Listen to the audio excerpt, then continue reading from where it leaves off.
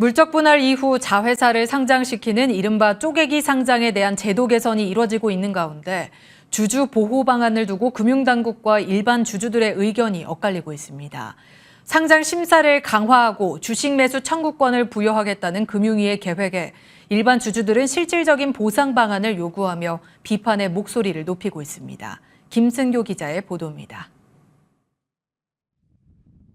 기업의 핵심 사업 부분을 떼어내서 다시 상장하는 물적 분할. 기업이 대규모 자금을 확보하는 데 유리하지만 일반 주주들의 경우 주가 하락에 대한 피해가 커 규제가 필요하다는 지적이 끊임없이 제기돼 왔습니다. 이에 대해 새 정부는 자본시장 관련 국정과제 중 첫 번째로 물적 분할에 대한 일반 주주의 보호를 강조하며 제도 개선에 나섰습니다.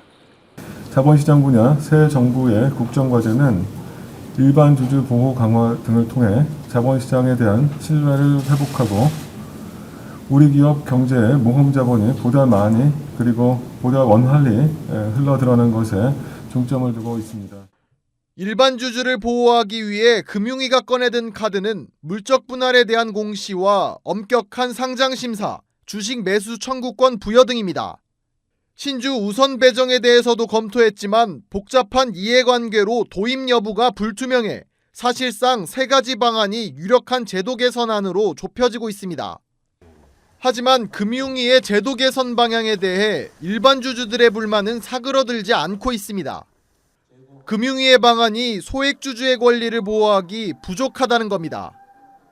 특히 금융위가 주식 매수 청구권의 행사 가격을 시가로 정한 것에 대해 주가에 대한 경영진의 책임이 없다는 점을 들어 공정가액 도입을 주장하고 있습니다.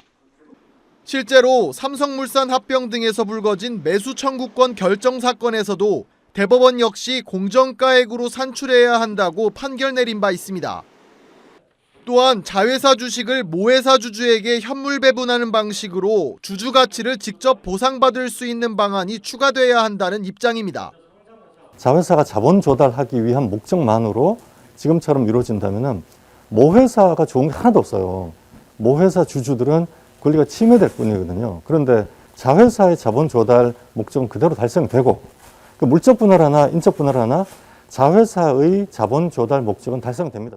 소액 주주들의 연이은 피해로 신뢰를 잃은 물적 분할. 일반 주주들의 강한 불만에 금융당국의 고민이 더욱 깊어지고 있습니다. 머니투데이 방송 김승교입니다.